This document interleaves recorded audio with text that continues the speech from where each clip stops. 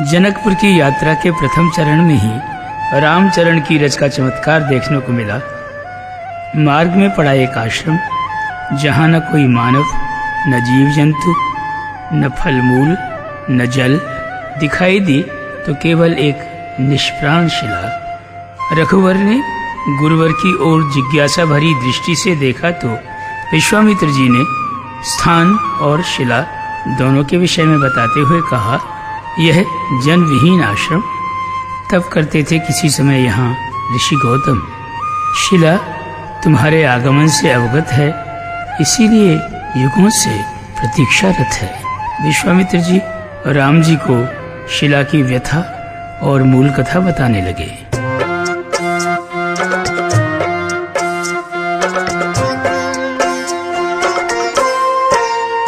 हे राम सुनो ये अहिल्या है, ऋषिवर गौतम की गृह नारी।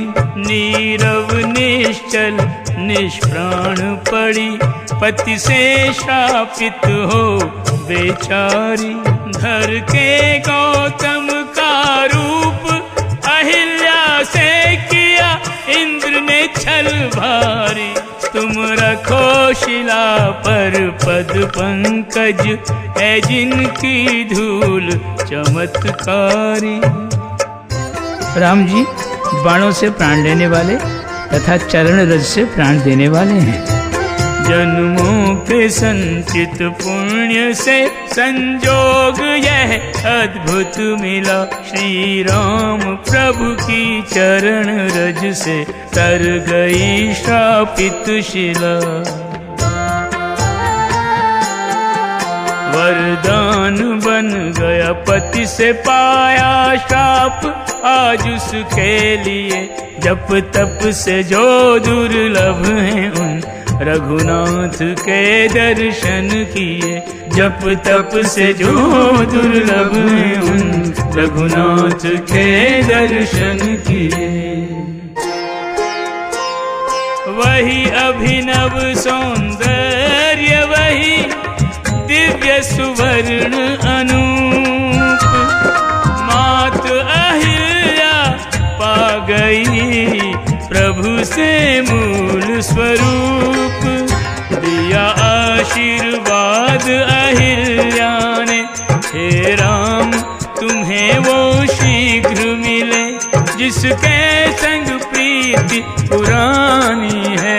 ये रामायण श्री राम की अमर कहानी है। ये रामायण श्री राम की अमर कहानी है। अहिल्या का उद्धार कर राम जी पाप नाशिनी, पतित पावनी, मुक्तिदायिनी भागीरथी के तट पर आ पहुँचे। यहाँ बैठकर ऋषि विश्वामित्र ने गंगा जी की संक्षिप्त गाथा राम जी को सुनाई। सुनो राम ये गंगा मात श्री नदियों की रानी है। पावन तम सुरसरी वैष्णवी जग कल्याणी है। सुर नर मुनि है इसे नतमस्तक, महाराज सगर से सागर तक इसकी यशपूर्ण कहानी है। सुनो राम ये गंगा मात श्री नदियों की रानी है। पावन तम सुरसरी वैष्णवी जग कल्याणी है।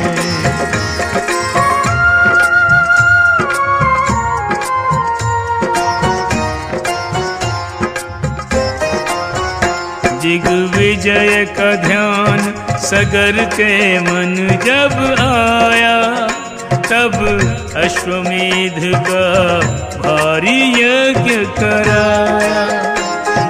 हे महाराजा सगर के बेटे 60,000,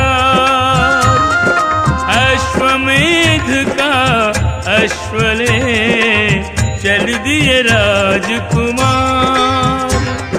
सुनकर सगर की का गायन, कंपित हुआ इंद्र का आसन।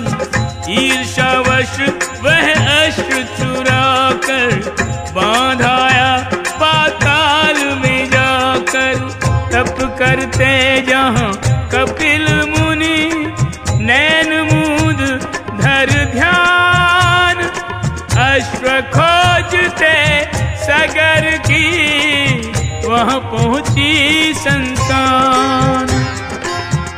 पाताल में अश्व को देख राजकुमारों के आश्चर्य का ठिकाना न रहा। वे परस्पर कहने लगे, जिसके लिए व्याकुल थे सारे, जिसको ढूंढ ढूंढ कर हारे। अश्व मुनि के निकट बंधा है, ऋषि ने काम निकृष्ट किया है। लगे व्यंग्य के तीर चलाने, होली से अग्नि बरसाने। शांत झील में पड़े जो पत्थर, ध्यान समाधि से उठ गए मुनिवर। ना समझो ने उनको चोर कहा, क्रोधित हो मुनि ने श्राप दिया। हुई सबकी जीवन हानि है, उन सगर सुतों की शेष अब भस्म निशानी है।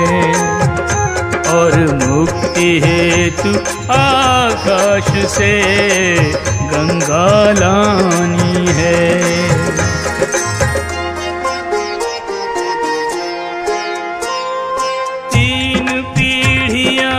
सगर की मना मना गई हार, विनय भगीरथ की हुई गंगा को स्वीकार।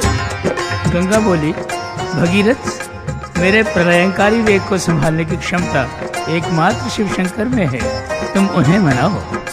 भूतेश्वर प्रसीद, भस्मेश्वर प्रसीद, गौरीवर प्रसीद, ओम नमः शिवाय। शिव शंकर ने गंगा का वेग संभाला, उसे अपनी जटाओं के बंधन में डाला। संसार का पहला बांध जटा शंकर की, हर की प्यारी वंदिनी हुई शिव हर की। पाप ताप और शाप से मुक्त करे संसार, इसलिए हिमगिरी पर उसे शिव ने दिया उतार। शैलसुता गोमुख से गंगोत्री पर आई और शनै शनै अपना मार्ग बनाने लगी। रथ पे भगीरथ आगे आगे, पीछे चली गंगा की धारा। लाए भगीरथ इसलिए जाए, भागीरथी कहकर इसको पुकारा। जल के स्पर्श से श्राप मिटाकर, जल के स्पर्श से श्राप मिटाकर, सारे सगर पुत्रों को तारा। स्वर्ग से आई सुरसरी ने फिर स्वयं को भी सागर में उतारा। पावन तम इस संगम को गंगा सागर कहता जग सारा। ये विष्णु चरण की धारा है, अमृत भी इससे हारा है। इसे लोग समझते पानी है, सुनो राम ये गंगा मात श्री नदियों की रानी है। पावन तम सुरसरी वैष्णवी जग कल्याणी।